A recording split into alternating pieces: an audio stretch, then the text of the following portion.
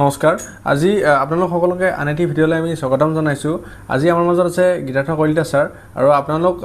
আমি আশা কৰিছো যে আপোনালোকে আমাৰ আগৰ এপিসোড কিটা চাইছে আৰু আজিৰ এপিসোডটোত আমি ডিসকাস কৰিবলৈ গৈ আছো মেইনলি M.TECH ষ্টাডিজৰ ওপৰত সো বহুতখিনি আমাৰ ইঞ্জিনিয়াৰিং এক্সপেৰিয়েন্স আছে জনে M.TECH তেওঁলোকে আফটাৰ B.TECH কৰিব না নাই বা হেতু কৰা উচিত নাই বহুত ধৰণৰ তেওঁলোকৰ মাজত এটা কোৱেশ্চনছ থাকে সো আজি সেই ওপৰত টপিকটোৰ ওপৰত ডিসকাস কৰিবলৈ আজি আমি এটা সাৰৰ লগত আজি আমি ডিসকাস কৰিম আপোনালোকৰ মাজত আৰু আই হোপ আপোনালোকে এটো বস্তু ভাল পাব কাৰণ এটো এটা বহুত ইমাৰ্জিং টপিক হয় আৰু বহুতে এটো বিচাৰিছে যে M.TECH লাইক কৰাটো উচিত বা তাৰ স্কোপছ কেনেকুৱা হেতু কৰাটো ভাল হয় নে নহয় তো স্যাৰ আপোনাক স্বাগতম জনাইছো আমাক এইখিনি সময় দিয়াৰ বাবে আজি হয় তো স্যাৰ মোৰ প্ৰথমটো প্ৰশ্ন হয় এটা যেহেতু আজি M.TECH টো এটা মানে এনেকুৱা মানে হেৰি হৈ গৈছে যে আজিকালি সকলো B.TECH ষ্টুডেন্টছে পাই গেট এক্সাম দিয়ে আৰু তেওঁলোকে এটা লাইক কোনো জব ৰিলেটেড হক নহক বা জব ফালে গলেও নগলে তেওঁলোকে হায়াৰ ষ্টাডিজ ফালে গৈ থাকে এতিয়া আপুনি কি ক'ব স্যাৰ যে M.TECH ৰ কিমান গুৰুত্ব আছে আমাৰ B.TECH ষ্টাডিজ মই এনেও তোমাৰ আগৰ পৰা কওয়ে যে মই যি কও মই মোৰ এক্সপেৰিয়েন্সৰ ফালৰ পৰা কও মই একো তেনেকুৱা মানে জেনাৰেল একো কনসেপশনটো নকও আৰু মই মোৰ এক্সপেৰিয়েন্সৰ পৰা টোটালি মানে মোৰ নিজৰ এক্সপেৰিয়েন্সৰ পৰা কথাখিনি কও আৰু হা এতিয়া মই যে দেখিছো ষ্টুডেন্টস হওক বা আমি আমাৰ টিমত যেতিয়া ষ্টুডেন্টস আছিলো বা মই ইমান বছৰ যিমান ষ্টুডেন্টস পাই আহিছো মইতো এতিয়া ধৰা 9 বছৰ মান কৰিলোৱে টিচিং 10 ইয়াৰ ৰানিং চলি আছে মোৰ টিচিং কৰে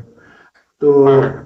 ষ্টুডেন্টস বিলাকে মানে গেট এক্সাম তো first of all gate exam দিব লাগে ন M.TECH ৰ কাৰণে তো গেট এক্সাম তো ষ্টুডেন্ট বিলাকে মানে এক্সাম তো আহিছে দি থওচোন হেনেকাকে এটা এটিটিউডত দিয়ে বহুত ষ্টুডেন্টস মই নকও যে 100% অফ দা ষ্টুডেন্টস বাস বহুত ষ্টুডেন্টস আছে যোনে মানে গেট এক্সাম তো এনেই দি থওচোন এতিয়া বেলেগ চাকৰি ওলোৱা নাই গেটটো দি থও সো হেনেকুৱা মেন্টালিটিত বহুতে মানে কি বুলি কয় গেট এক্সাম দিয়ে ঠিক আছে আৰু সেই মেন্টালিটিত গেট এক্সাম দি কিছুমানৰ ধৰা জুমলাক টেলেন্টেড থাকে হিহঁতৰ ধৰা কিছুমানৰ ক্লিয়াৰ হৈ গল তো ক্লিয়াৰ হৈ গল যাওতে মানে হিহঁতে ধৰা কেম্পাসত হিহঁতৰ ধৰা প্লেসমেন্ট নহল হিহঁতে সেই গেট তো ক্লিয়াৰ হৈ গল সো হিহঁতে হেতু চান্সতে M.TECH তো কৰি লয় বাট প্ৰায়ৰ একো প্লেনিং নাথাকে মানে উইথ দা ফ্লো গৈ থাকে মানে ষ্টুডেন্টস বিলাক যে গেট তো দি চাও কি হয় দেখা যাওক যদি ক্লিয়াৰ হয় তেনে হলে বাৰু চাও কি হয় ভাল ৰেঞ্ক যদি পাও নে কি বা তাৰছত বা কেম্পাস প্লেসমেন্টত যদি নাপাও তেনে হলে M.TECH তো কৰি লও আৰু M.TECH তো কিয় কৰো এনেই ঘৰত বহি থাকাতকে মই M.TECH কৰি লও হেতু এটা মেন্টালিটি পাইছো মই ষ্টুডেন্ট কমিউনিটি মই মানে ইনসাল্ট নকৰো মই তো বিচাৰো যে ষ্টুডেন্ট কমিউনিটিৰ ভালে হওক ঠিক আছে কিন্তু এই মেন্টালিটিটো আমাৰো আছিল যে মানে গেটটো দি চাও কি হয় দেখা যাব জি আছে সবতে মাথা মাৰিম আৰু গম পাইছে একো ডেফিনিট এইম নাই সবতে মাথা মাৰিম গেটটো দিম কেম্পাস প্লেসমেন্টতো বহিম APSC ৰ প্ৰিপাৰেচন সব কৰিম মানে গম পাইছা বাকি দুটা নহল গেট হৈ গল M.TECH তো কৰিয়ে দিও এতিয়া চাকৰি হোৱা নাই M.TECH তো কৰিয়ে দিও আৰু এটলিষ্ট ঘৰত বহি থাকিব নালাগে M.TECH কৰি থকা টাইমত মই প্ৰিপাৰেচন কৰিম APSC প্ৰিপাৰেচন কৰিম বা কিবা বেলেগ বহুত আছে M.TECH কৰি APSC প্ৰিপাৰেচন কৰি থাকে ঠিক আছে M.TECH কৰি ACS পাই যায় প্ৰিপাৰেচন কৰি গম পাইছা M.TECH কৰা ষ্টুডেন্ট আছে যতে M.TECH কৰা 2 বছৰ APSC প্ৰিপাৰেচন কৰি ACS লগাই দিয়ে তোমাৰ মানে এসিস্ট্যান্ট ইঞ্জিনিয়াৰ তো পায়ে বাৰু বাট ACS পায় বা তেনেকুৱা মানে M.TECH ইজ জাস্ট মানে এক্সকিউজ যে মানে তুমি ঘৰত বহি থাকাতকে এটলিষ্ট মানে কি কৰি আছে M.TECH কৰি আছো হেতু আৰু হিখিনি টাইমতে মানে ধৰা ক্লাছেছ কৰি গধুলি প্ৰিপাৰেচন কৰিলে ঘৰত থাকি প্ৰিপাৰেচন কৰি থাকাতকে এটলিষ্ট ঘৰত থাকি তুমি প্ৰিপাৰেচন কৰিলা তো মানুহবিলাকে তো ক'ব ন ঘৰত বহি আছে আমাৰ সোসাইটিটো তেনেকুৱাই ন ঘৰত বহি আছে ঘৰত বহি প্ৰিপাৰেচন কৰা সেই বস্তুটো এটা বেলেগ মানে হেতু মানে ধৰা অলপ পেনিক কৰে যে এইটো নহলে কি হ'ব তো এটলিষ্ট M.TECH কৰি প্ৰিপাৰেচন কৰিলে মানে এটলিষ্ট আছে দে M.TECH হাতত আছে কিবা এটা ডিগ্ৰীটো পাম গম পাইছা বস্তুটো তো তেনেকে বহুত কৰে, বহুত মই পপুলেশ্যন দেখিলো যোনে সেনেকে কৰে মানে। আৰু ধৰা M.TECH কৰি পেলাই প্ৰিপাৰেশ্যন কৰি আছে, প্ৰিপাৰেশ্যন কৰি পেলাই সেইপিনে নহ'ল, তো M.TECH ডিগ্ৰীটোতো হৈ গ'ল এটলিষ্ট। M.TECH ডিগ্ৰীটো কৰি পেলাই তোমাৰ কি হ'ব আল্টিমেটলি? M.TECH জেনেৰেলি জবছবিলাকে, যোনবিলাক জবছবিলাকে ফ্ৰেচাৰ্ছ বিচাৰে, তেওঁলোকে জেনেৰেলি M.TECH ডিগ্ৰী মানে আউট অফ 10 কোম্পানীজ 7 কোম্পানীজে নিবিচাৰে তেনেকুৱা M.TECH ডিগ্ৰী, ঠিক আছে? যদি তুমি as a civil engineer fresher যদি তুমি ক'ৰবাত জইন কৰিব যোৱা, যদি ক'ৰবাত এপ্লাইও কৰে, M.TECH will be just an additional মানে degree in your biodata, but in many cases মানে তোমাৰ কাম নকৰে আৰু M.TECH ডিগ্ৰীটো। বাট ইন স্পেচিফিক কেছেছ বহুত কাম কৰিব, যেনেকৈ যদি তুমি M.TECHত বহুত ভাল ৰেংক পাইছা, টপ 100 মানত আছা, top 200, which is very like মানে ভেৰি ডিফিকাল্ট, বাট অবভিয়াছলি ভালকে পঢ়িলেতো পাবাই। তেতিয়া তুমি PhD পাই গ'লা, তেতিয়াতো তোমাৰ ঠিকে আছে কেৰিয়াৰ, আৰু PhD পাই যাবা। তাৰপিছত তুমি M.TECH কৰি পেলাই তেতিয়া M.TECH কৰি পেলাই নহয় মানে গেটত তুমি যদি 100-200 ৰেংক পাই যোৱা, তেতিয়াতো তুমি M.TECH কৰিব দৰকাৰ নাই, তেতিয়া তুমি PhD পাই যাবা, ঠিক আছে? আৰু M.TECH কৰি পেলাই তুমি কি কৰিবা? M.TECH কৰি পেলাই হয়তো তুমি কিছুমান জবছ আহে কেম্পাছ প্লেচমেণ্টৰ কাৰণে, মানে M.TECH ডিগ্ৰী লাগে, বাট বহুত কম আহে। আৰু সেইবিলাকত নাপালে মানে তুমি আল্টিমেটলি গৈ M.TECH কৰি উঠিও আকৌ তোমাৰ সেই প্ৰিপাৰেশ্যনতে লাগিব, আৰু আকৌ you will go' back to your preparation. মানে M.TECHটো হৈ গ'ল, এতিয়া মই আকৌ মোৰ প্ৰিপাৰেশ্যনটো কণ্টিনিউ কৰোঁ, তেনেকুৱা হৈ যাব মানে বস্তুটো। চ' মানে কি হয় বস্তুটো,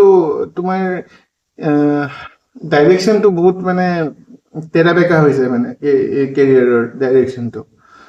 চ' সেইকাৰণে মানে যদি তুমি M.TECH কৰিম বুলি বিচাৰা বা গেট দিম বুলি বিচাৰা, তুমি এণ্ড অবজেক্টিভটো তোমাৰ কি মানে লাইফত কি হ'ব সেইটো আগতে প্ৰায়ৰ তুমি মানে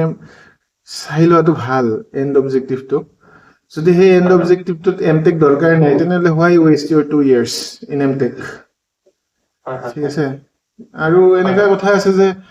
ধৰা আগতে ধৰা কি আছিলে, ফিজবিলাকো কম আছিলে, ঠিক আছে M.TECHৰ। তো আজিকালি M.TECHৰ ফিজবিলাক বহুত বেছি, আমাৰ টাইমত অলপ কম আছিলে, আৰু আমি স্কলাৰশ্বিপ পাইছিলোঁ। তো আমাৰ এনেকুৱা হয় যে আমাৰ আল্টিমেটলি ফিজ চিজ দি পেলাই আমাৰ পইচা বাচি যায় মানে, ঠিক আছে? কিন্তু এতিয়া কি হৈছে, আজিকালিৰ দিনত ফিজবিলাকো বাঢ়ি গৈছে, কিন্তু স্কলাৰশ্বিপ সেই একেই আছে। আমি আমাৰ টাইমত যিমান মই 2013-15 আছিলোঁ NIT শিলচৰত M.TECH, তো আমি যিমান স্কলাৰশ্বিপ পাইছিলোঁ এতিয়াও এনেকুৱাই স্কলাৰশ্বিপবিলাক, ঠিক আছে? কিন্তু ফিজবিলাক বহুত বাঢ়ি গ'ল। তো ফিজ কিয় বাঢ়িছে? কাৰণ গভমেণ্টেও ভাবিছে যে বহুতে এনে M.TECH কৰিব আহে, আমি এতিয়া ফিজে বঢ়াই দিওঁ, চ' ডেট এটলিষ্ট মানে ফিজটোৰ যেতিয়া হিউজ ফিজ ষ্ট্ৰাকচাৰ এটা দেখিব, তেতিয়া ষ্টুডেণ্টবিলাকে মানে হয়তো দুবাৰ ভাবিব M.TECHটো কৰোঁ নে চিৰিয়াছলি ইমান টকা দি পেলাই। আগতে আমাৰ টাইমত অলপ সেই আছিলে যে মানে ইমান বেছি ফিজ নাই, কৰি দিওঁ কি আছে, মানে স্কলাৰশ্বিপেদি ওলাইয়ে যায় ফিজখিনি। চ' ফ্ৰীতে পঢ়ি অহা টাইপে হয়, আমিতো ফ্ৰীতে পঢ়ি অহা টাইপে হয়, স্কলাৰশ্বিপেদি মানে গোটেইখিনি ওলাই যায় মানে তোমাৰ এক্সপেঞ্চেছ। চ' সেনেকুৱা কথা আৰু। চ' বহুত প্ৰায়ৰ প্লেনিং কৰিব লাগে তোমাৰ M.TECH কৰিবৰ আগত মানে, গম পাইছা? ছাৰ আপুনি কথাখিনি ভালদৰে ক'লে, লগতে ছাৰ মই সুধিব বিচাৰোঁ যে যিখিনি ষ্টুডেণ্টছে লাইক মানে তেওঁলোকৰ M.TECHটো একচুৱেলি তেওঁলোকৰ মানে এইম নাছিলে, তেওঁলোকে হয়তো কোনো গভৰ্ণমেণ্ট ছাৰ্ভিচত বা গভৰ্ণমেণ্ট এক্সাম ক্ৰেক কৰিব বিচাৰিছে, বা হয়তো কোনো কৰ্পৰেট জব ৱাৰ্ল্ডত তেওঁলোকে ভৰি দিব বিচাৰিছে। চ' তেওঁলোকৰ বাবে মানে কি কৰা উচিত? লাইক যদি তেওঁ M.TECH নকৰে, তেওঁ কেনেকুৱা পদ্ধতিৰে প্ৰস্তুতি চলোৱা উচিত হয়? চোৱা, যদি তোমাৰ M.TECH কৰিব মন নাই, তেনেহ'লে তুমি ভাবিবই নালাগে M.TECHৰ কথা একচুৱেলি, ঠিক আছে? যদি তোমাৰ গভমেণ্ট জবছৰ কাৰণে মন আছে বা এনি আদাৰ জবছ, স্পেচিফিকেলি ধৰা APSC, যোনবিলাক টেকনিকেল, যোনবিলাক B.TECH বিলাকে জেনেৰেলি এছিষ্টেণ্ট ইঞ্জিনিয়াৰ এইবিলাক জবছে বেছি প্ৰিফাৰ কৰে, হয়নে নহয়? APSCৰ দি। তো যদি তোমাৰ M.TECH কৰিব মন নাই আৰু এইবিলাক APSCৰ ফালে যাব মন আছে, তেনেহ'লে তুমি সেইখিনি ৰিস্ক টেকিং কেপাচিটি থাকিব লাগিব তোমাৰ, যে নাই মই প্ৰিপাৰেশ্যনে কৰিম আৰু, ঠিক আছে? সেইখিনি ৰিস্ক টেকিং কেপাচিটি থাকিব লাগিব তোমাৰ, যে মানে কিছুমান ডিচিজনছ লোৱা ইমান ইজি নহয় ক'ব গ'লে, যে M.TECHটো নকৰোঁৱে, মই অকল প্ৰিপাৰেশ্যন কৰিম। কি পিছলৈকে তোমাৰ ধৰা একদম ৰিগ্ৰেট হৈ যাব পাৰে যে মই সিটটো পাইছিলো কিন্তু এমটেক তো নকৰিলো মই এতিয়া প্ৰিপাৰেচন কৰি আছো কিন্তু দ্যাট মিন্স হোৱাট তোমাৰ একচুয়ালি ইমানো পেশনেট নাছিলা তুমি এপিএসসিৰ কাৰণে যে তুমি এতিয়া এমটেকত সিটটো পাইও তুমি নগলা তুমি প্ৰিপাৰেচন কৰি থাকিলা হেতু যদি কথা ভাবি তুমি যদি ৰিগ্ৰেট কৰি থাকা দ্যাট মিন্স হোৱাট তোমাৰ পেশনটো ইমান বেছি নাই এপিএসসিৰ কাৰণে APSC assistant engineer চাকৰিৰ কাৰণে সো পেশন তো তোমাৰ ৰিফ্লেক্ট কৰে আৰু তাতে তোমাৰ কিমান পেশনেট তুমি তোমাৰ ৰিস্ক টেকিং কেপাসিটি যদি কম আছে তেতিয়াহলে তুমি কৰা সবফালে হাতটো তুমি হেই কৰিব লাগিব সবফালে তুমি মাথা মাৰা যদি তোমাৰ ৰিস্ক টেকিং আৰু আমাৰ সোসাইটিত বেসিক্যালি ইন জেনাৰেল এটো মোৰ সেম এক্সপেৰিয়েন্স আমাৰ ৰিস্ক টেকিং কেপাসিটিটো কমে হয় তো সেইকাৰণে কি হয় এমটেকটো কৰিয়ে দিয়ে সিটটো পালে এমটেক কৰিয়ে লয় গম পাইছা ৰিস্ক টেকিং তো মানে বহুত মানে এটো মই মানে কি কয় I am also one of the persons in the society মোৰো একে আমাৰ একে ৰিস্ক টেকিং কেপাসিটি আৰু এটো মানে বাই ডিফল্ট আমাৰ মানে এটো মানে মেন্টালিটিত সোমায়ে গৈছে ৰিস্ক টেকিং কেপাসিটিটো যে কম যে সেইকাৰণেতো আমি ধৰা চৰকাৰী চাকৰি বা এইবিলাকৰ কাৰণে মাথা মাৰো যে এইবিলাক মানে আমাৰ এটো জেনাৰেশনছৰ পৰা আহি আছে মানে ৰিস্ক টেকিং কেপাসিটিটো যে কম এই মেন্টালিটিটো মানে জেনাৰেশনাল হয় মানে তোমাৰ ইমান ইজিলি তোমাৰ ইমান বেছি মানে তুমি কাৰেজিয়াস হ'ব নোৱাৰা মানে পতককে যে নাই মই একফালে একেবাৰে নাযাওঁ একফালে যাম মই যে মই এমটেক একেবাৰে নকৰো মই এপিএসসি প্ৰিপাৰেচন কৰিম মই ইফালে সিট পালেও নাযাওঁ এমটেকত মই প্ৰিপাৰেচন কৰিম হেনেকুৱা ৰিস্ক লোৱা মেন্টালিটিটো ইমান ইজিলি ডেভেলপ হোৱা নাই মানে মানুহবিলাকৰ কাৰণ এই মানে এই প্লেইং সেফ যোনটো আছে ন এই ক্যাৰেক্টাৰটো একচুয়ালি জেনাৰেশনৰ পৰা আহি আছে আমাৰ মানে সেই জেনাৰেশনাল বস্তু যোনটো আহি আছে সেই বস্তুটো ইমান ইজিলি নাযায় মানে ঠিক আছে so based on your risk taking capacity তুমি ডিসাইড কৰিবা আৰু যে মই এমটেকও কৰিম প্ৰিপাৰেচনো কৰিম বা যদি হসাকে তুমি ৰিস্ক পুৰা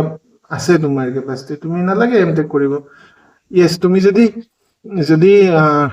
টিচিং লাইনত যাব বিচাৰা তেনেহলে তো এমটেক ম্যান্ডেটৰি ঠিক আছে আৰু ৰিসাৰ্চ এন্ড ডেভেলপ টিচিং লাইনত যাব বিচাৰা প্লাস তুমি যদি ৰিসাৰ্চ এন্ড ডেভেলপমেন্ট লাইনত যদি তুমি চাকৰি কৰিব বিচাৰা বহুত কোম্পানী আছে outside India outside north east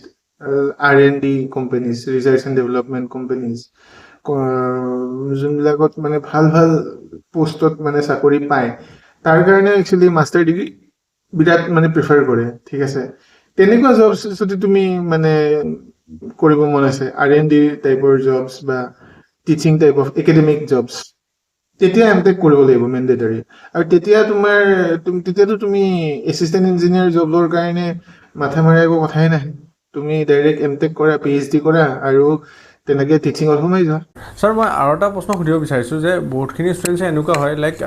তেওঁলোকে এমটেক নকৰি তেওঁলোকে ড্ৰপ দিব বিচাৰে যে ড্ৰপটো দি কিনে তেওঁলোকে এটা ভাল গভৰ্ণমেণ্ট এক্সাম ক্ৰেক কৰিব বা হয়তো কোনো কৰ্পৰেট ৱৰ্ল্ডত তেওঁলোকে সোমাব কিন্তু তেওঁলোকৰ এইটো ভয় থাকে যদি তেওঁলোকে ড্ৰপ দিয়া হয় আফটাৰ B.TECH লাইক সেই এবছৰ হওক বা দুবছৰ যিখিনি টাইম লাগে সেইখিনি টাইমত এটা মানে কিবা এটা ইম্পেক্ট কৰিব পাৰে নেকি লাইক যে কেৰিয়াৰটোত যিহেতু এটা ড্ৰপ ইয়াৰ লোৱা হৈছে তো পিছলৈ কিবা দিগদাৰ হ'ব চান্স থাকে নেকি ইম্পেক্ট নপৰে তেনেকুৱা হয় হয় ইম্পেক্ট তেনেকুৱা নপৰে তুমি এইবিলাক আগতে আছিলে যেনেকে ধৰা তুমি ধৰা B.TECH কৰিলা 2022 B.TECH কৰিলা তাৰপিছত তুমি এডমিশন ললা এমটেকত 2023 ঠিক আছে এমটেকত তেতিয়া যোনখন কলেজত তুমি এমটেকত এডমিশন লবা তেওঁলোকে এখন গেপ সাৰ্টিফিকেট বিচাৰে এখন এডভোকেটৰ পৰা যে 1 ইয়াৰ মই কি কৰিলো মই কিয় মানে মই মানে 1 ইয়াৰ মই গেপ আছিল না মোৰ ধৰা গম পাইছা এক বছৰ তুমি কি কৰিছা সেই বস্তুটো তুমি এটা এফিডেভিট এখন দিব লাগে মানে যে সেই গেপ সাৰ্টিফিকেট বুলি কয় হেতু তোমাৰ কিয় 1 ইয়াৰ মাজতে কি কৰিলা মানে হেতলাই কিন্তু হেতু মানে in between degrees basically in between degrees বা তোমাৰ কেনেকুৱা ক্লাস 12 পাস কৰিলা এক বছৰ ড্ৰপ দি B.TECH ক'ত গলা তেতিয়াও মানে কিছুমান কলেজে বিচাৰে গেপ সাৰ্টিফিকেট ঠিক আছে সেইটো তুমি এই কোৰ্টৰ পৰা বনাই নিব লাগে আৰু মানে সেইটো ইন বিটুইন মানে ইনষ্টিটিউটছ লাগে আৰু 12ৰ পৰা বিটেকৰ মাজত গেপ যদি আছে বিটেকৰ পৰা এমটেকৰ মাজত যদি গেপ আছে এমটেকৰ পৰা পিএইচডিৰ মাজত যদি কিবা গেপ আছে পিএইচডিটো ইমান নিবিচাৰে বাট এই 12ৰ পৰা বিটেকৰ পৰা এমটেকৰ মাজত গেপ থাকিলে তেতিয়া জেনেৰেলি কিছুমান ইনষ্টিটিউটে বিচাৰে মানে কিন্তু বাকি ক্ষেত্ৰত আৰু নিবিচাৰে আৰু যে তোমাৰ কি কিয় ইমান মাজতে তুমি কি কৰি আছিলা সেইবিলাক আৰু বেলেগে ইমান হেনেকে নুহুদে সিম্পলি লাইক কোনোবাই সুধেও যদি ভাৰ্বেলি সুধিব আৰু ভাৰ্বেলি সুধা is doesn't matter official written explanation তুমি কত দিব নালাগে মানে যে মই এই বছৰ গেপ কিয় হ'ল কি হ'ল সেইবিলাক নাহে মানে এইবিলাক একো এফেক্ট নকৰে তুমি 3-4 বছৰ ঘৰত বহিছা তাৰ পিছত তুমি ভাল এক্সাম এটা ক্লিয়াৰ কৰিবলৈ যদি ভাল ৰেংক মাৰি দিছা ইটস ওকে হেনেকা কথা তাৰ মাজৰ সেই 3 বছৰ 4 বছৰ গেপ লৈছে এইবিলাক ডাজন্ট মেটাৰ সেইটো কথা এটা লগতে মই সুধিছোঁ যিখিনি ষ্টুডেণ্টছ পেছনেট হয় এমটেক কৰাৰ কাৰণে এতিয়া আফটাৰ এমটেক তেওঁলোকে কি স্কোপছ তেওঁলোকে পাব পাৰে সেইখিনি আমাক কিছু বিৱৰণ আমাক জনাব নেকি অবভিয়াছলি মই অলপমান কৈছোঁৱেই অলৰেডি এমটেকৰ পিছত তোমাৰ মেইনলি দুটা স্কোপ খোল খাইছে one is the research and development jobs ঠিক আছে R&D type of jobs in your specific engineering branch either তুমি চিভিল হোৱা ইলেক্ট্ৰিকেল হোৱা মেকানিকেল হোৱা তাৰ যোনবিলাক research and development type of jobs okay আৰু specifically it focuses on R&D and like thorough research okay then সেইবিলাক jobs তোমাৰ কাৰণে খুল খাইছে and they are very good jobs ঠিক আছে they are like better than assistant engineer jobs of course okay তাৰপিছত তুমি কিছুমান আৰু jobs কিছুমানৰ কাৰণে এলিজিবল হৈছে যেনেকৈ scientist jobs ঠিক আছে scientist jobs এইবিলাক যেনে ফৰ এক্সাম্পল কিছুমান ইনষ্টিটিউট আছে যেনেকৈ CSIR ঠিক আছে CSIR then যেনেকৈ গুৱাহাটী যোৰহাটত আছে RRL Jorhat road research laboratory Jorhat তো সেনেকুৱা কিছুমান অৰ্গেনাইজেশ্যন আছে য'ত চাইণ্টিষ্ট পোষ্ট ওলায় তো তাৰ কাৰণে তুমি এলিজিবল হৈছা তাৰ কাৰণে এমটেক লাগে ঠিক আছে চ' মই ক'লোঁ R&D jobs then scientist job is also' one type of R&D jobs only okay তো সেইবিলাক বহুত ধুনীয়া ৰেপুটেড জবছ হয় you will be a scientist তুমি নিজে ভাবা designation is so' like nice designation you will become a scientist and it's obviously better than an assistant engineer then next is obviously being an assistant professor okay so directly mtech koribole tumi you become eligible for polytechnics government engineering colleges okay obviously IIT NIT you cannot enter simply with mtech okay IIT NIT you cannot enter you have to have a PhD but jumlak Assam state government or jumlak engineering college ase for that mtech is enough okay and for like eligibility criteria mtech is enough you can apply ঠিক আছে আর পলিটেকনিকৰ কাৰণেটো বাৰু B.TECH is only enough but যদি তোমাৰ mtech হয় then you can become the principal okay তুমি পলিটেকনিকৰ principal হ'বৰ কাৰণে তুমি at least mtech লাগিব এটো later on in the end of your career মানে at the later stage of your career ঠিক আছে so হেবিলাক ৰাস্তা খুল খাই যায় তোমাৰ কাৰণে so এইবিলাক ভাল reputed jobs হয় it's I can say these are better than assistant engineer jobs so সবে actually মই কও ষ্টুডেন্ট বিলাকক যে just APSC assistant engineer মাজতে 2021-22 ৰ পৰা মানে পুৰা একদম মেলা লাগি গ'ল চাকৰিৰ ঠিক আছে সব ডিপাৰ্টমেন্টত ইমান ৰিক্ৰুটমেন্ট হৈ গ'ল মানে PWD তে around 500 ৰিক্ৰুটমেন্টস ঠিক আছে PNRD 250 ৰিক্ৰুটমেন্টস ঠিক আছে এনেকে পাব্লিক হেলথ ওয়াটাৰ ৰিসোৰ্স 60-70 ৰিক্ৰুটমেন্টস ইমান ৰিক্ৰুটমেন্ট হৈ গ'ল ন আৰু it was all done in a neat way there was no corruption involved okay so student bilakor eibilak dekha pai no pura APSC assistant engineer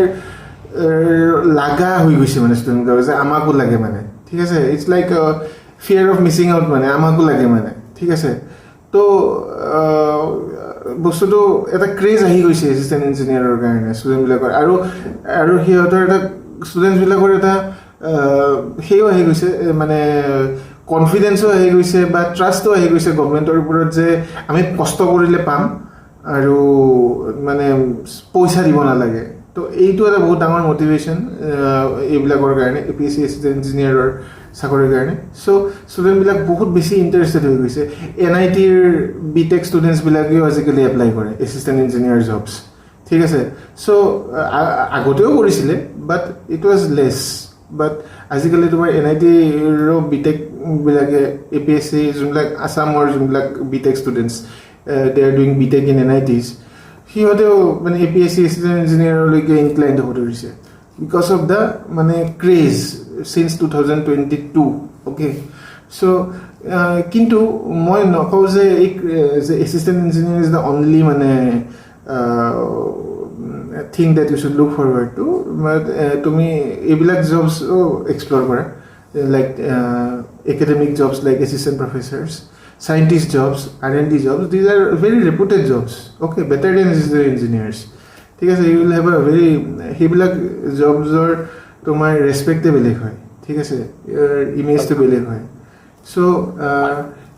hebilak scope ase so you should explore each and everything thik ase সেইটোৱে হয় sir মই আৰু এটা প্ৰশ্ন সুধিব বিচাৰিছোঁ কাৰণ বহুতখিনি ষ্টুডেণ্টছৰ এনেকুৱা এটা ধাৰণা থাকে যে তেওঁলোকে যদি M.TECটো কৰি তেওঁলোকে কিন্তু গভৰ্ণমেণ্ট এক্সাম বা গভৰ্ণমেণ্ট ছাৰ্ভিচত সোমায় বা লাইক ইঞ্জিনিয়াৰিঙৰ যিখিনি গভৰ্ণমেণ্ট এক্সামছ আছে সেইখিনি ক্ৰেক কৰি কিনে তেওঁলোকে এটা ইঞ্জিনিয়াৰিং পষ্টত সোমায় বা তেওঁলোকে কোনো কৰ্পৰেট ৱৰ্ল্ডত সোমায় তেতিয়াহ'লে কিবা তেওঁলোকৰ প্লাছ পইণ্ট আহে নেকি বাৰু M.TECH কৰাৰ পিছত যদি সোমায় তেওঁলোকে প্লাছ পইণ্ট এটা আছে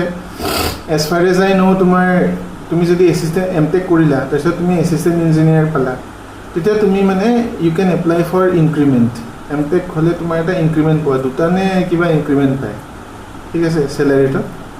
কিন্তু সেইবিলাক মানে ইটছ এ লং প্ৰচেছ ঠিক আছে তুমি এনেকুৱা নহয় যে তুমি জইন কৰাৰ লগে লগে তুমি চেলাৰীটো যোনটো ষ্টাৰ্টিং চেলাৰী তাতে তোমাৰ ইনক্ৰিমেণ্ট লাগি যাব গম পাইছা that means what I M trying two চে তুমি M.TECH পাছ কৰিলা তাৰপিছত APSC এছিষ্টেণ্ট ইঞ্জিনিয়াৰ পালা so you have the degree to tumi logalog ei assistant engineer je join koriba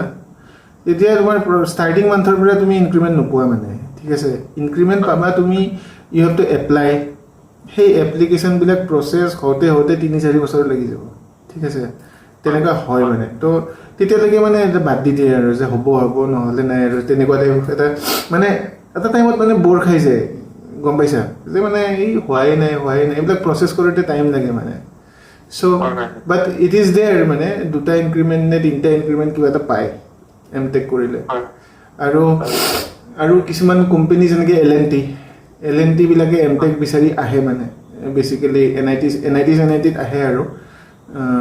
ইয়াতে তোমাৰ মানে M.TECHৰ কাৰণে বেলেগকে ৰিক্ৰুটমেন্ট কৰিব আহে L&T বা গেমন ইহঁতেও M.TECHৰ কাৰণে বেলেগকে ৰিক্ৰুটমেন্ট কৰিব আহে তো সিহঁতৰ ডেজিগনেশ্যন বিলাকো অলপমান বেলেগ থাকে মানে তো কিন্তু স্যালাৰি ডিফাৰেন্স ইমান বেছি নিদিয়ে তুমি প্ৰাইভেট কৰ্পোৰেটত যদি যোৱা স্যালাৰি ডিফাৰেন্স ইমান বেছি নাপাবা তোমাৰ বাট ইয়া ডেজিগনেশ্যন হয়তো কিবা এটা বেলেগ পাবা designation but the salary there will not be such a huge difference between a B.TECH and a M.TECH ঠিক আছে so তেনেকুৱা কথা স্যাৰ আৰু এনেকুৱা হয় কিছুমানে কি কৰে যে M.TECটো নকৰি তেওঁলোকে MBA কৰি লয় তো আপুনি কি কিবা ক'ব নেকি যে লাইক B.TECH কৰি MBA কৰিলে আৰু কিবা তেওঁলোকৰ ভাল হ'ব পাৰে নেকি তেনেকুৱা B.TECH কৰি MBA কৰা মিন্স তুমি আৰু কি আৰু মানে তুমি ইঞ্জিনিয়াৰিং লাইনটো এৰা টাইপে হ'ল হয় নহয় তুমি ইঞ্জিনিয়াৰিং ফিল্ডটো এৰা টাইপে হ'ল চ' মই মানে generally if you are doing a B.TECH then তুমি MBA কৰিলে তোমাৰ B.TECHৰ বস্তুটো নাথাকে মানে B.TECHৰ তোমাৰ B.TECHৰ জেগাত তুমি BA কৰিলেও হ'ল হয় বা BSc কৰিলেও হ'ল হয় যদি তুমি আলটিমেটলি MBA কৰি পেলাই MBAৰ ডিগ্ৰীটো দিয়ে তুমি জব এটা লোৱা যদি ঠিক আছে তেতিয়াহ'লে তুমিতো মানে BA কৰি পেলাইও MBA কৰিব পাৰিলা হয় বা BSc কৰি পেলাইও MBA কৰিব পাৰিলা হয় MBA কৰা পিছত কৰা মানে কেতিয়া যদি ধৰা তুমি মই এটা এক্সাম্পল কওঁ তুমি মই এতিয়া মইতো চিভিল ইঞ্জিনিয়াৰিঙত হয়তো তো মই চিভিল ইঞ্জিনিয়াৰিঙৰ এংগলৰ পৰাই ক'ব পাৰিম মই বেলেগ ব্ৰাঞ্চৰ এংগলৰ পৰা ক'ব নোৱাৰিম বাট ৰিলেটেবল কথা কৈছোঁ আৰু বেলেগ ব্ৰাঞ্চে ৰিলেট কৰিব পাৰিব আৰু ঠিক আছে তো ধৰা তুমি সিভিল ইঞ্জিনিয়াৰ হলা তুমি এটা ভাল কোম্পানী এটাত সোমালা ঠিক আছে এই কোম্পানীটোত তুমি ধৰা পিছলৈকে প্ৰজেক্ট কিবা এটা ভাল ভাল প্ৰজেক্ট হ্যান্ডেল কৰি আছা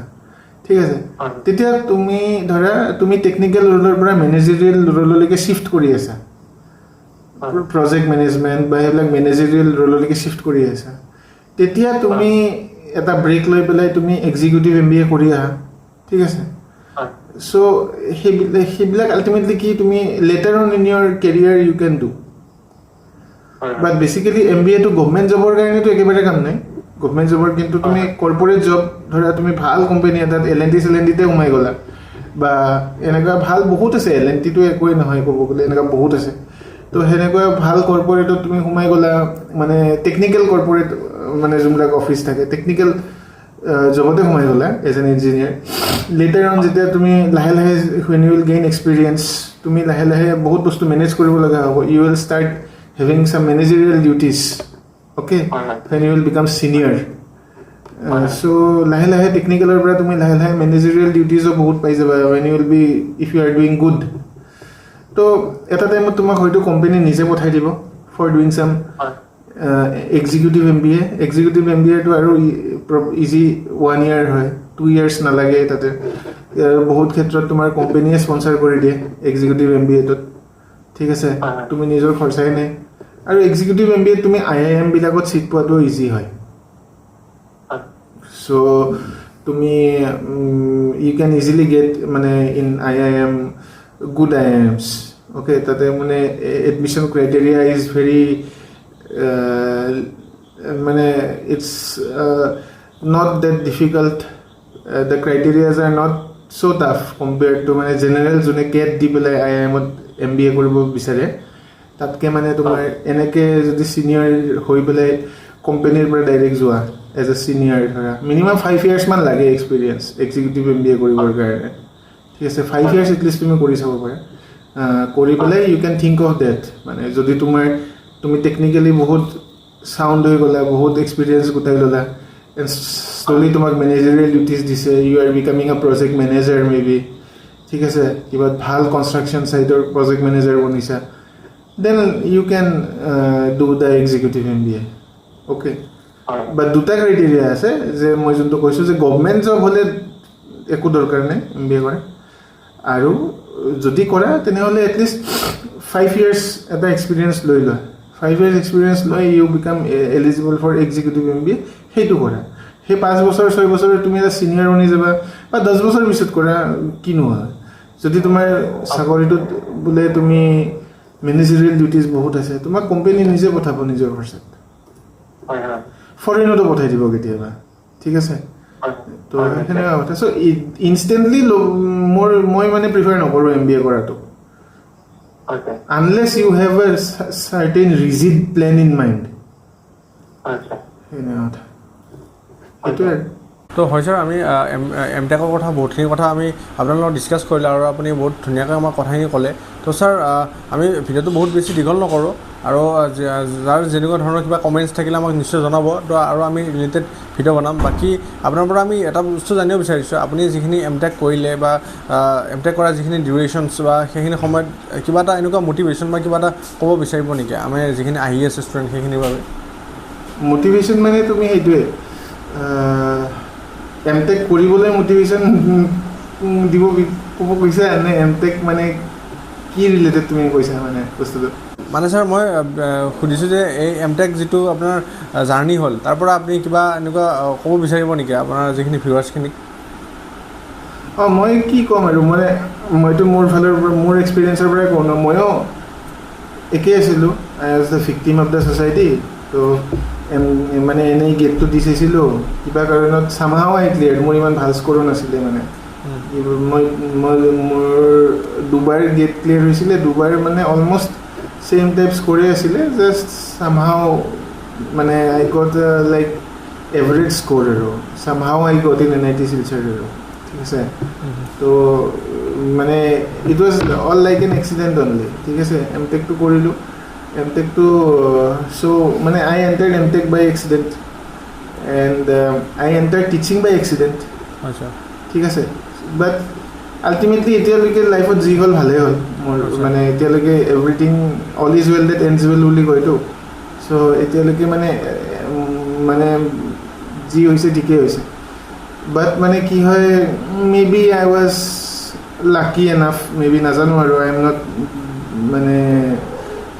মানে ব্ল'য়িং মাই অ'ন ট্ৰাম্পেট মানে মে বি আই গট লাকি ঠিক আছে চ' কিন্তু চবৰে লগত সেইটো নহ'ব ঠিক আছে চবৰে লগত এইটো নহ'ব পাৰে মানে তো সেইকাৰণে মানে মোৰ চিটুৱেশ্যনটো এক্সাম্পল হিচাপে ল'ব নালাগে মানে মইতো এক্সিডেণ্টলি সোমালোঁ মই যোনটো ক'লোঁ মই এক্সিডেণ্টলি গেটটো দি চাওঁ lucky I was lucky enough obviously a certain percentage of our population might get lucky enough okay lucky to থাকিবই ন কিছুমান but মইতো গম পাওঁ ন যে সব ক্ষেত্ৰত নহয় এইটো ঠিক আছে তো সেইকাৰণে তুমি এমটেক কৰিব যোৱাৰ আগত তুমি হ্যাভ টু বি প্ৰিপেয়াৰ্ড যদি তোমাৰ সাইন্টিষ্ট হ'ব মন ৰিসাৰ্চ এণ্ড ডেভেলপমেণ্টত যাব মন which are very respectable professions আৰু যদি তোমাৰ এচিষ্টেণ্ট প্ৰফেছৰ জবত যাব মন then obviously go for MTech ঠিক আছে বা যদি তোমাৰ এচিষ্টেণ্ট ইঞ্জিনিয়াৰ হ'ব মন ন আৰু তোমাৰ যদি সঁচাকৈ you are want to be a assistant engineer তোমাৰ যদি you have good risk taking capacity then M Tech কৰি কি কৰিবা ঠিক আছে so' you that decision making you have to be very rigid about it okay আৰু সেই ডিচিজনটো তুমি থাৰ্ড ইয়াৰ মানৰ পৰা লৈ ল'ব লাগিব B.TECH থাৰ্ড ইয়াৰ মানত you have to be ready with the decision এনেকুৱা নহয় যে মানে বেছিভাগৰটো সেইটোৱে হয় ন আমাৰ টাইমতো তেনেকৈ হৈছিলে 8 চেম আমি এক্সাম দিয়াৰ পিছতো আমি নাভাবোঁ কি হয় কি কৰোঁ কি নকৰোঁ ঠিক আছে তো তুমি 5th চেম 6th চেম পোৱাৰ লগে লগে তুমি একদম ফ'কাছ হৈ যাব লাগিব যে নাই মই এচিষ্টেণ্ট ইঞ্জিনিয়াৰে যাম আৰু যদি তোমাৰ টিচিং লাইনত যাব মন নাই বা চাইণ্টিষ্ট হ'ব মন নাই বা R&D চেক্টৰত যাব মন নাই which are very good professions তেনেহ'লে তুমি এমটেকত ইমান এটা ফ্ৰুটফুল নাপাবা মানে তুমি এমটেক কৰি পেলাই যি জব কৰিবা নৰ্মেল জব এটা যদি কৰা তোমাৰ B.TECH এটা একেই চেলাৰিয়ে পাব ঠিক আছে ৰেগুলাৰ জব এটা যদি কৰা এমটেকটো কৰি পেলাই B.TECH এটা আকৌ সেই একেই মানে তোমাৰ দৰে বেনিফিটছে পাব আৰু কি ঠিক B.TECH জনে তোমাতকৈ যদি ভাল পাৰফৰ্মেঞ্চ কৰে তোমাতকৈ ওপৰত গুচি যাব তোমাৰ ডিগ্ৰীটো কোনেও চাই নাথাকে ইন আদাৰ কেছেছ ঠিক আছে চ' সেইবিলাক তুমি অলপমান মানে এইবিলাক ডিচিজন মেকিং অলপমান মানে অলপ চিন্তা কৰিব লাগে আৰু এটা কথা মানে মোৰ পাৰ্চনেল মই চব কথা মোৰ একদম পাৰ্চনেল দেই মানে মই কাকো ফ'ৰ্চ নকৰোঁ যে you follow' what I am saying ঠিক আছে মই মোৰ পাৰ্চনেল কথাখিনি শ্বেয়াৰ কৰোঁ যিহেতু তুমি কৈছা শ্বেয়াৰ কৰিব মই শ্বেয়াৰ কৰিছোঁ rest is up to you যোনে যি মানে ভাবে আৰু এতিয়া চোৱা তোমাৰ পেৰেণ্টছৰ কথা মতেও সদায় তুমি যাব নালাগে মানে সেইটো মানে মই মোৰ পাৰ্চনেল সেইটো কথা কৈছোঁ পেৰেণ্টছবিলাকে যে এভৰি টাইম ৰাইট হ'ব it's not always true okay কাৰণ আমাৰ পেৰেণ্টছবিলাক বা আমাৰ গ্ৰেণ্ড পেৰেণ্টছত ধৰ ৰিস্ক টেকিং কেপাচিটিবিলাক কম আছিলে ঠিক আছে so' they always wanted the secure future ঠিক আছে চ' সেইটো আমাৰ গ্ৰেণ্ড পেৰেণ্টছৰ আগৰ জেনেৰেশ্যনৰ পৰা চলি আহিছে যে আমাক চিকিউৰ ফিউচাৰ লাগে সেই মেণ্টেলিটিটো আমাৰ পেৰেণ্টছৰ ফালৰ পৰা আহি যায় মানে আৰু আমাৰ তাতে যিমান এতিয়া মেণ্টেলিটিটো আছে তাতকৈ বেছি ষ্ট্ৰং মেণ্টেলিটিটো পেৰেণ্টছৰ আছে যে আমাক ছেফ এটা ফিউচাৰ লাগে চিকিউৰ ফিউচাৰ লাগে ঠিক আছে চ' তেওঁলোকৰ পইণ্ট অফ ভিউবিলাক অকণমান ডিফাৰেণ্ট হ'ব তোমাৰ যদি ৰিস্ক টেকিং কেপাচিটি এটা আছে তেনেহ'লে তোমাৰ কথা নিমিলিব তোমাৰ পেৰেণ্টছৰ লগত বুজিছা চ' সেইকাৰণে always do not blindly follow' like what your parents are saying অলপ তোমাৰো নিজা ডিচিজন মেকিং থাকিব লাগে মানে it's not like disrespecting your parents but you should have your own independent opinion of yourself মানে ঠিক আছে কাৰণ পেৰেণ্টছৰ জেনেৰেশ্যন বেলেগ আছিলে তেওঁলোকে ষ্টুডেণ্ট টাইমত বা থাকোঁতে লাইফ ৱাজ ডিফাৰেণ্ট আৰু গ্ৰেণ্ড পেৰেণ্টছৰ ষ্টুডেণ্ট লাইফত যেতিয়া আমাৰ দৰে আছিলে তেতিয়া লাইফ ৱাজ ডিফাৰেণ্ট আমাৰ লাইফবিলাক ডিফাৰেণ্ট আমাৰ নেক্সট জেনেৰেশ্যনৰ লাইফবিলাক ডিফাৰেণ্ট হ'ব চ' আমি নেক্সট জেনেৰেশ্যনক যদি কিবা এডভাইচ দিওঁ it might not suit their way of living মানে their decisions our decisions may be different our advice may not suit them ঠিক আছে সো সেইকাৰণে তুমি যে পেৰেণ্টছে কৈছে বুলি যে নাই পেৰেণ্টছক খোজ কৰিবৰ কাৰণে মই এইটো কাম কৰি দিওঁ সেনেকাও নহয় মানে তুমি নিজৰ ডিচিজনটো অলপ ইণ্ডিপেণ্ডেণ্টলি ল'ব চেষ্টা কৰিবা অলপ কাৰেজ লাগিব মানে এইটো তোমাৰ মানে এটা বিৰাট peak point of your career ন মানে তোমাৰ পিক পইণ্ট নহয় it's a very good turning point of your career you are about to pass out from your engineering so' এতিয়া যোনটো ডিচিজন ল'বা সেইটোৱে তোমাৰ গোটেই ফিউচাৰটো নেক্সট 30-35 ইয়াৰ্ছ শ্বেপ কৰিব চ' এইখিনি টাইমত যি ডিচিজন লোৱা অলপমান নিজে ল'ব পাৰিলে ভাল লাগিব তোমাৰ নিজৰ প্ৰতিও এটা সেই আহিব ন মানে ৰেচপেক্ট এটা আহিব যে it was my on decision মানে ঠিক আছে চ' বাৰু তুমি মানে ছ'চাইটিয়ে কোৱা মতে যদি গৈ থাকা বা পেৰেণ্টছে কোৱা মতে গৈ থাকা যেন তুমি নিজে কি ডিচিজন ল'লা নিজৰ কাৰণে নিজৰ লাইফৰ কাৰণে তোমাৰোতো ৰেচপনচিবিলিটি আছে ন কিবা এটা ডিচিজন লোৱা চ' সেইটো সেইবিলাক অলপ চাই ল'বা মানে সেইখিনিয়ে আৰু মোৰ ক'ব লগা কথা আৰু আমাৰ ভিডিঅ'টো আজি 35 মিনিটছমান হ'ল মষ্ট প্ৰবেবলি হয় হয় ছাৰ খুব ধন্যবাদ ছাৰ আপুনি এইখিনি কথা ইমান ধুনীয়াকৈ ক'লে আৰু আই হোপ যে ইয়াৰ পৰা এটা আমাৰ ছ'চাইটিত এটা ইম্পেক্ট এটা নিশ্চয় পৰিব কাৰণ যিখিনি ষ্টুডেণ্টছে তেওঁলোকে জানিব বিচাৰিছিল যে M.TECH কৰাৰ কিমান প্ৰয়োজনীয়তা কিমান আছে বা তেওঁলোকে কি স্ক'পছ পাব পাৰে কৰিব লাগে নালাগে চ' আই হোপ আপোনালোক সকলোৱে ভাল পাইছে আৰু কিবা কুৱেৰিজ থাকিলে নিশ্চয় আমাৰ কমেণ্টত জনাব আমি আৰু আগলৈ এনেকৈ ভিডিঅ' আনিব চেষ্টা কৰিম আই হোপ এই ভিডিঅ'টো ভাল হৈছে আৰু ছাৰ আপোনালোকক ধন্যবাদ দিছোঁ এইখিনি আমাক তো আৰু